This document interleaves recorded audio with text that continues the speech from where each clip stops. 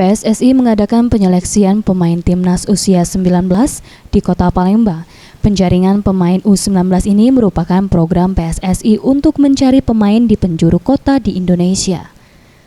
Menurut Guntur Cahyo Utomo, tim penyeleksi pemain PSSI mengatakan, setiap pemain yang mengikuti seleksi dinilai berdasarkan teknik permainan, pemahaman strategi, dan kecepatan lari. Aspek ini menjadi syarat mutlak yang harus dimiliki oleh setiap pemain. Dari pengamatannya, di Palembang sendiri banyak pemain muda yang bagus dan memiliki kecepatan, namun ia belum dapat memastikan total pemain yang akan lolos. Semua elemen begitu ya, semua elemen sepak bola. Mulai dari kualitas permainannya, kemudian positioning ketika mereka paham bagaimana bermain sepak bola, termasuk elemen-elemen pendukung, aspek sikap, attitude, kemudian motivasi, determinasi, dan sebagainya.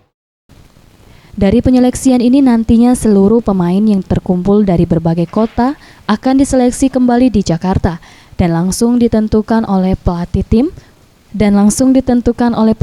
U19 Indra Syafri untuk mengikuti pemusatan latihan lebih lanjut. Farel Dwi Satria, Sriwijaya TV.